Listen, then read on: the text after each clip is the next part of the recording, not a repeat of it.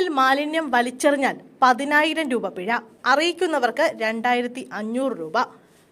പൊതുസ്ഥലങ്ങളിലും ജലാശയങ്ങളിലും മാലിന്യം വലിച്ചെറിയുന്നവരിൽ നിന്ന് കനത്ത പിഴ ഈടാക്കുമെന്ന് മന്ത്രി MP രാജേഷ്.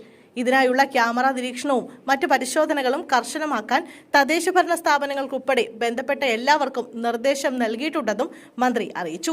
പൊതുസ്ഥലങ്ങളിൽ ഏതൊരു പാഴ്വസ്തു വലിച്ചെറിഞ്ഞാലും 10,000 രൂപ വരെ പിഴ ഈടാക്കും. മാലിന്യം വലിച്ചെറിയുന്നതിന് മുനിസിപ്പൽ പഞ്ചായത്തി രാജ് ആക്ടുകൾ പ്രകാരം 1,00,000 രൂപ വരെ പിഴയും തടവ് ശിക്ഷയും ലഭിക്കാമെന്നും മന്ത്രി പറഞ്ഞു. അതേസമയം മാലിന്യം വലിച്ചെറിയുന്ന നിയമലംഘകരെ കണ്ടെത്താൻ പൊതുജനങ്ങൾക്കും അവസരമുണ്ട്. പൊതുസ്ഥലങ്ങളിലും ജലാശയങ്ങളിലും പാഴ്വസ്തുക്കളും മാലിന്യങ്ങളും വലിച്ചെറിയുന്നതിന്റെ ഫോട്ടോയോ വീഡിയോയോ പൊതുജനങ്ങൾക്ക് 9446700800 എന്ന വാട്സ്ആപ്പ് നമ്പറിലേക്ക് അയക്കാം. ആളെ തിരിച്ചറിയാൻ കഴിയുന്ന വിധത്തിലോ വണ്ടി നമ്പർ തിരിച്ചറിയാൻ കഴിയുന്ന വിധത്തിലോ ആവണം ഇത് അയക്കേണ്ടത്. ഇത്തരം നിയമലംഘനങ്ങൾ പരിശോധിച്ച് 10,000 രൂപ ശിക്ഷ ഈടാക്കിയാൽ അതിൽ 2,500 രൂപ വിവരമറിയിച്ച ആളിന് ലഭിക്കും.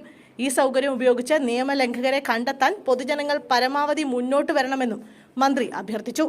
കേരളം മാലിന്യമുക്തമാക്കുന്നതിന് ആദ്യം വേണ്ടത് വലിച്ചെറിയൽ മുക്തമാവുകയാണ്. നമ്മുടെ നാട് പലതിലും മാതൃകയാണെങ്കിലും ഇക്കാര്യത്തിൽ അങ്ങനെയല്ല. കുടിവെള്ള കുപ്പിയോ ഭക്ഷണാവശിഷ്ടങ്ങളോ പേപ്പറുകളോ കവറുകളോ എന്തും ആവശ്യം കഴിയുന്ന ഉടനെ വലിച്ചെറിയുക എന്നതാണ് പലരുടെയും ശീലം. ഇതൊരു പരിഷ്കൃത സമൂഹത്തിന് യോജിച്ച പ്രവണതയല്ല.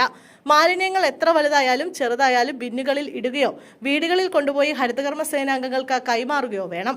എന്നാൽ ഇതിന് ബോധവൽക്കരണം മാത്രം പോരാ, അതുകൊണ്ട് നിയമ നടപടികളും ശക്തമാക്കുകയാണ്.